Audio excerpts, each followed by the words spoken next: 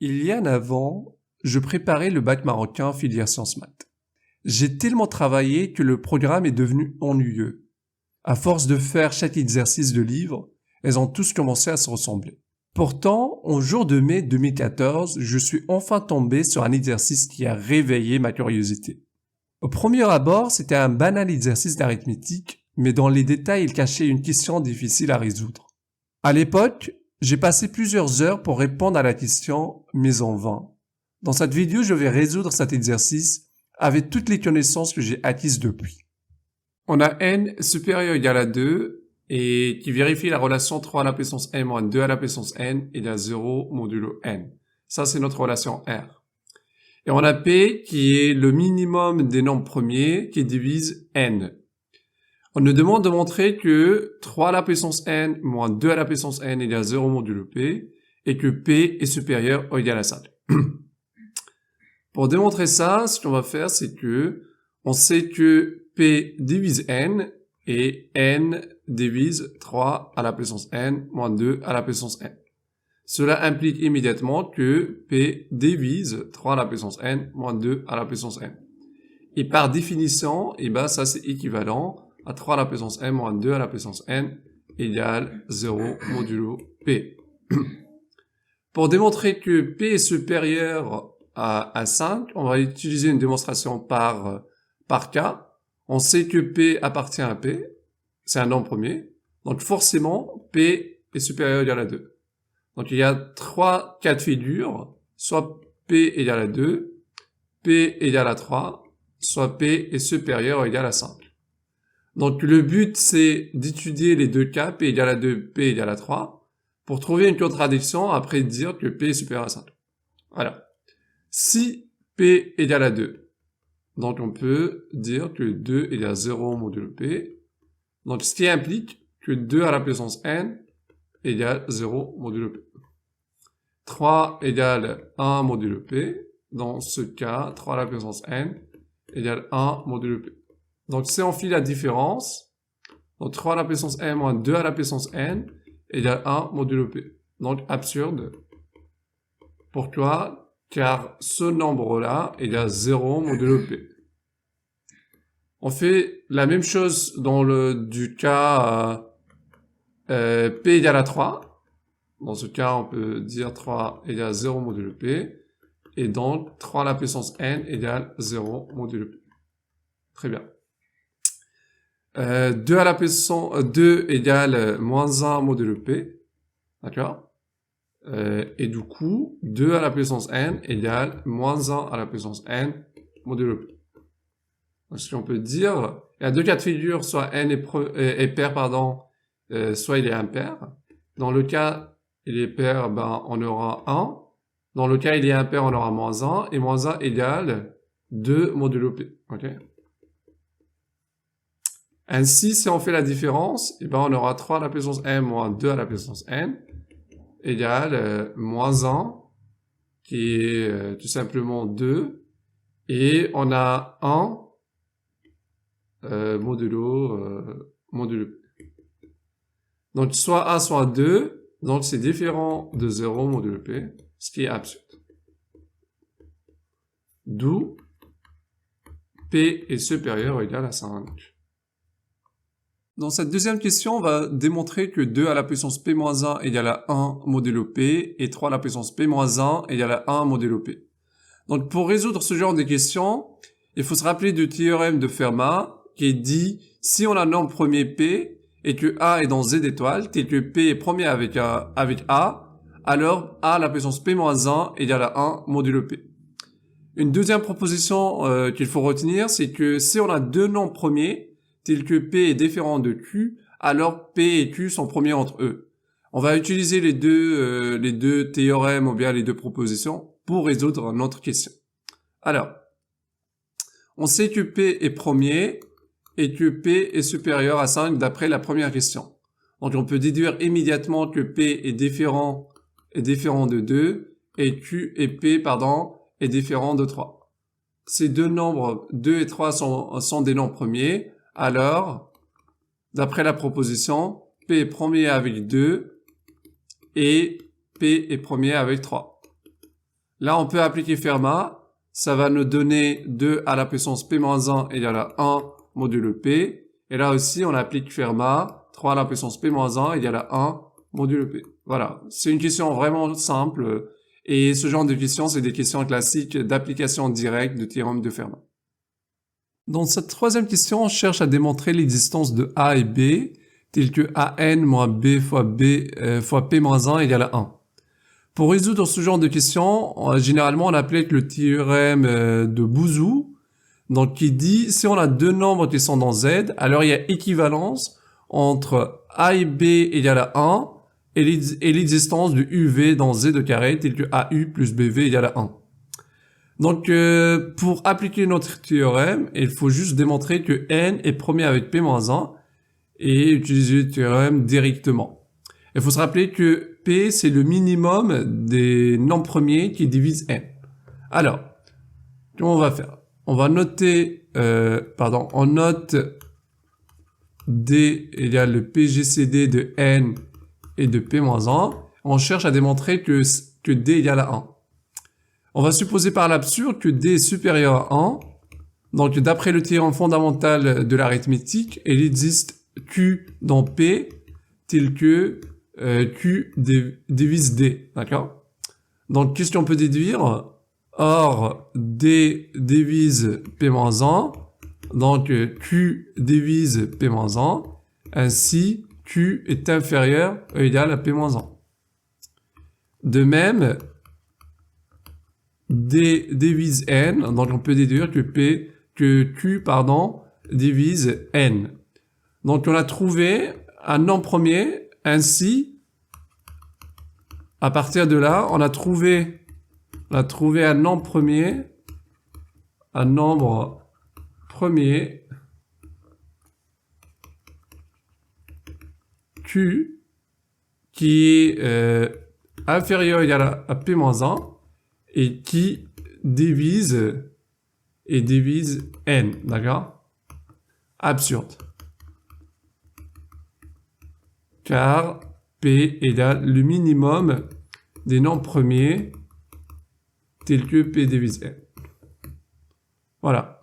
Donc on vient de démontrer que le PGCD entre N et P-1 égale à 1.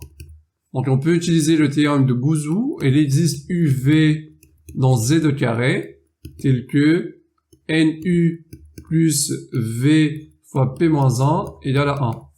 Si on pose U égale à A et V égale à A moins B, alors on a directement AN moins B fois P-1 égale à 1. Et ça, ce qui est demandé. Là, on arrive à la question qui fait la différence. Donc, dans sa question, on nous demande de trouver un antinaturel K tel que Rn égale 1 plus K fois P-1. Avec R, c'est le reste de la division euclidienne de A par P-1.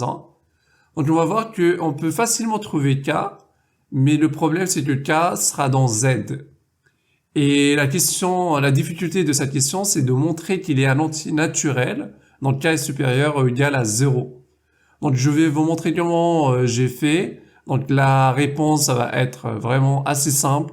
Mais pour quelqu'un qui est au bac, je pense que c'est une question un peu tricky, qui demande beaucoup de réflexion, et c'est pas évident. Alors, pour faire apparaître Rn, il faut juste multiplier par n dans cette équation. Donc, on a AN égale Qn fois P-1 plus R à la puissance n. Ok, et donc Rn égale AN moins Qn fois P-1. Or, vous vous souvenez, on a démontré avec le théorème de Bouzou que AN moins B fois P-1 égale à 1. Donc, AN, on peut le remplacer par 1 plus B fois P-1. D'accord? Donc, on va remplacer dans cette équation AN. Ce qu'on aura, c'est que Rn égale 1 plus B fois P-1 moins Qn fois P-1. Rn égale 1 plus B moins NQ, d'accord, fois P-1. on pose K égale B moins NQ. Donc ça, c'est dans Z pour le moment. Donc Rn égale 1 plus K fois P moins 1. Très bien. Comment démontrer que K est supérieur ou égal à 0? Donc K est supérieur à 0, c'est équivalent à dire que B est supérieur à NQ. D'accord? Et ça, pour le démontrer, c'est un peu compliqué. Ou bien, ce qu'on peut dire, c'est que, ok, on a Rn moins 1 égale K fois P moins 1. Si K est positif, alors Rn est supérieur ou égal à 1. Donc, elles ont le même signe. Donc, K est positif. C'est équivalent à démontrer que Rn est supérieur ou égal à 1. Or, N est supérieur ou égal à 2. Donc, il suffit de montrer que R est supérieur ou égal à 1. Très bien. On va essayer de montrer que R est supérieur ou égal à 1. Dans ce cas, on a plusieurs possibilités. Donc, disons que R égale à 0. Donc, qu'est-ce qu'on peut déduire? Que A égale Q fois P moins 1. Donc, on obtient cette formule. Et si on remplace dans l'équation AN moins B fois Q moins 1, fois P moins 1, pardon, égale à 1. Donc, on remplace A par ce nombre. On obtient NQ fois P moins 1 moins B fois P moins 1 égale à 1. Donc, on obtient P moins 1 fois NQ moins B égale à 1. Or, P moins 1 est positif. Donc, forcément, ce nombre est positif. Et du coup, ce qu'on peut déduire, c'est que le produit des deux nombres, donc les deux nombres sont égaux à 1. Donc, P moins 1 égale à 1. Ce qui est absurde. Absurde, d'accord? C'est pas possible. D'où R est supérieur ou égal à 1. Une autre démonstration possible, c'est que on part directement du fait que AN moins B fois P moins 1 égale à 1. Donc on applique le théorème de Bouzou. Donc A est premier avec P moins 1. D'accord? Ainsi, P moins 1 ne divise pas A. Alors, forcément, R est supérieur ou égal à 1. D'où K est positif. Voilà. Dans cette dernière question, on va conclure que n'existe aucun entier naturel supérieur strictement à 1 qui vérifie 3 à la puissance n moins 2 à la puissance n égale 0 modulo n. Donc on va supposer par l'absurde, comme on a fait au début de l'exercice, qu'il existe un n qui est strictement supérieur à 1 qui vérifie 3 à la puissance n moins 2 à la puissance n égale 0 modulo n. En utilisant les mêmes notations de l'exercice, on va trouver que Rn égale 1 plus K fois P moins 1 avec K est positif, avec K dans N. Il faut se rappeler que on a montré à un certain moment que 2 à la puissance P moins 1 égale à 1 modulo P et 3 à la puissance P moins 1 égale à 1 modulo P. Donc là, on peut faire la puissance K. On aura 2K P moins 1 égale 1 à la puissance K, c'est 1 modulo P, et 3 à la puissance K P moins 1 égale à 1 modulo P. Très bien. Donc là, on peut multiplier par 2 ici pour avoir, si on multiplie par 2, K P moins 1, ça nous donne 2, 1 plus K P moins 1, ça sera 2 modulo P. Et pareil, on obtient 3, donc si on multiplie par 3 ici, on aura 3 plus 1 K P moins 1 égale 3 modulo P. D'accord? Donc ça c'est quoi? Donc il faut se souvenir, ça c'est Rn. Donc on a 2 à la puissance Rn égale 2P et 3 à la puissance Rn égale 3P. Ok? Très bien. Or, il faut se rappeler que 3, à la première question, on a démontré que 3 à la puissance n moins 2 à la puissance n égale 0 modulo P. D'accord? Ça veut dire quoi? Ça veut dire que 3 à la puissance n égale 2 à la puissance n modulo P. Et R est positif, hein. Il faut se souvenir que R est supérieur ou égal à 1. cela implique que 3 à la puissance Rn égale 2 à la puissance Rn modulo P. Et donc, ça, on a dit que c'est 3. Ça, c'est 2 modulo P. Donc, on fait la différence. On aura 1 modulo P. D'accord? Donc, P divise 1. Donc, P divise 1, absurde. D'accord? Voilà.